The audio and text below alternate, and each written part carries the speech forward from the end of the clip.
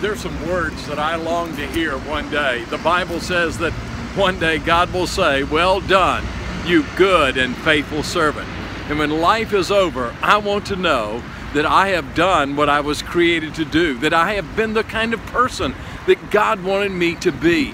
Purpose in life is so important, and it's critically important that we be about that purpose that God has created us for. And so I want to speak to you about the purpose of life. I remember when the Soviet Union collapsed and there was a group of us who were traveling to Siberia, and we stopped in Moscow, and my wife and I stayed in the home of a lady who was a professor at the university. She had been an atheist all of her life, and she asked me what we were doing, and I told her that we were going to Siberia and that I would be preaching. And she asked me, she said, "Well, what will you be speaking about?" And I said, "The first day I'm going to speak about the purpose of life." And I'll never forget her expression. She said, "Oh, that's what I'm looking for. Oh, that's what I need. That's what I want in life." And you know, that lady really expressed what's in the hearts of so many people around the world. Most people don't know their purpose in life. Now, there are three kinds of people I've discovered when we talk about purpose of life. First of all, there are people who have no purpose in life, and they're the most lost, the most miserable. They're like a person in the center of New York City and is lost, and they go to a policeman and say, "Can you tell me how to find my way in?" And the policeman says, "Well, where do you want to go?" I say, "I don't know."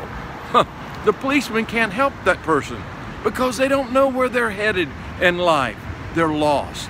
Then there's a second kind of person, and that's a person who has a purpose in life, but it's the wrong purpose in life.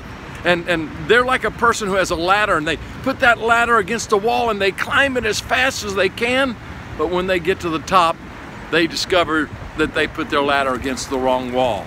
And many people are just like that, climbing the ladder of success, of fame, of fortune, of all of these things, but empty on the inside. No purpose. Then there's a third kind of person, and that's the person who's found the true purpose in life. Jesus told us what that purpose was. He said it's to love the Lord your God with all your heart, all your mind, all your soul, and to love your neighbor as yourself. And when you do those two things, you will be doing what God created you to do, to love Him with all your heart and to love people. It's so simple, but it's God's plan for your life and for my life. So let's be about doing what He created us to do, to love Him and to love others.